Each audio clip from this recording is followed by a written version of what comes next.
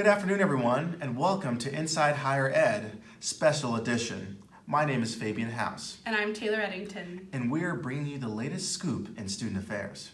Breaking news from Ball State University. Hateful, discriminatory comments spewed at students as they attempt to walk to class. Yesterday afternoon, an unnamed conservative group not affiliated with the university gathered around the centrally located Scramble Light on Ball State's campus to express sentiments of a perceived liberal bias at the institution.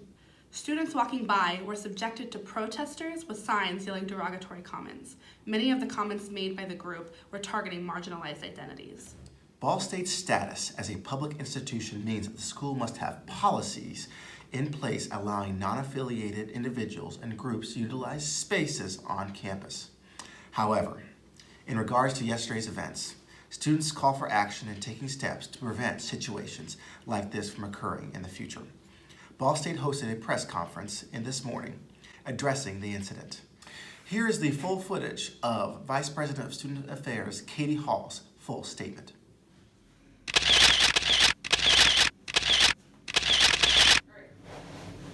I'm Katie Hall, Ball State University's Vice President for Student Affairs, and we have a statement prepared for you all tonight.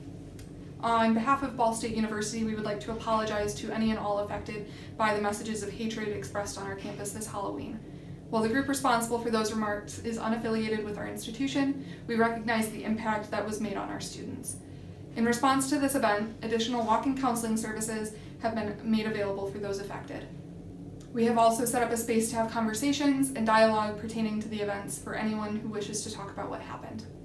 While Ball State does not condone the use of hate speech, we do, however, support the constitutional right of free speech.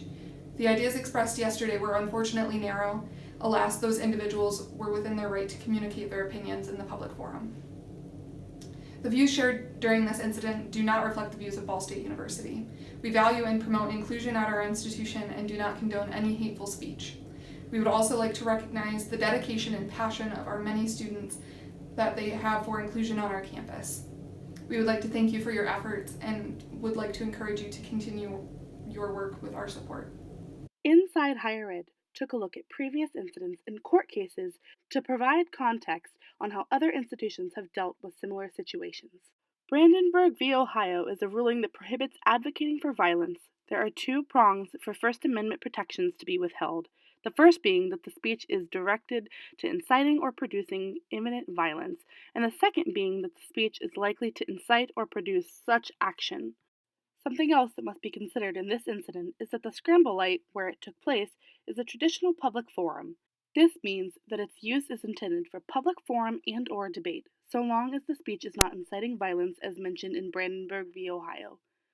As such, only content-neutral restrictions on the time, place, or manner restrictions can be placed on this location, which means that any restrictions placed on using the Scramble Light for public forum cannot be directed at this group. A public university in Arkansas tried to limit preacher Gary Bowman's presence on campus by limiting the amount of times he could be on campus to 5. However, in Bowman v. White, the court ruled that this was not a sufficiently narrow request and that the goal was not to actually diversify public speaking space. The court did say, however, that the university was able to start off with a limit of 5 to prevent a group from signing up for too many days as long as there was a procedure for doling out unused space. Inside Higher Ed Special Edition received an exclusive interview with the Vice President of Student Affairs, Katie Hall, at Ball State to get her thoughts on how these situations are approached from the leadership team perspective.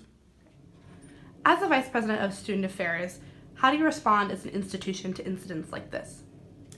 Yes, so after the incident that happened at the Scramble Light, we had a lot of students that were coming into our office and complaining about the incident itself and saying that they felt threatened and that it was hate speech. So that is not something we take lightly. We took that very, very seriously, and as a leadership team, we met to evaluate this whole situation from both sides and evaluate, is there an imminent threat to our campus? Are our students' lives and health and personal safety put at risk? So, talking about legal implications, what are some of the laws and policies that you have to consider when dealing with incidents that have to do with free speech in a public forum? Yeah, absolutely. So Ball State is a public university. That means that anybody can kind of come onto our campus at any given time as they wish. Obviously, there are limits to that, and certain places on our campus have limits to that, such as residence halls. However, the Scramble Light is a designated public forum. It is a traditional public forum where people assemble, and people generally just cross the street. So we can't control who is on our campus to that extent unless they are posing a significant threat to our campus. We're talking like, are they being violent? Are they threatening violence? In this situation, it did not escalate to that point. We do understand and are aware that the speech that was being communicated was hate speech, and so that did harm some of our students and has harmed our campus culture as a whole. We take that very seriously with our leadership team when we met, but ultimately, because we are a public institution and that is a traditional public forum, there are certain laws we have to abide by. They did have the right to free speech. The First Amendment does apply on our campus. It does apply everywhere. Obviously, we do not condone the speech that they had, but we do condone their right to have that speech, as difficult as that might be for some of us to reconcile with.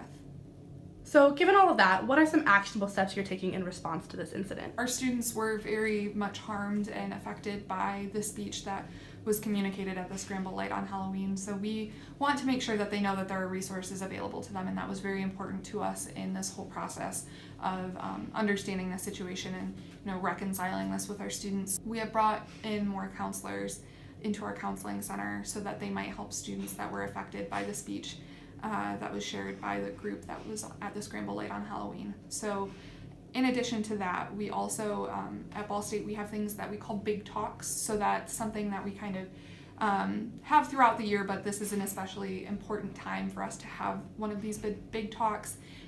So this is a place where students can gather and, have an expert on an issue speak to them about that issue in very, simple terms to bring it down to, to an understandable, to an actionable level, so that it doesn't seem so big, exactly like the name says. So this is something that we are offering that space to our students to talk about and have dialogue about, because that's ultimately what's really important to us, is learning from these situations and how to handle them, because we are an institution of higher education. Also, we will have increased police presence when outside groups, so groups that are not affiliated with our institution, come to speak on campus.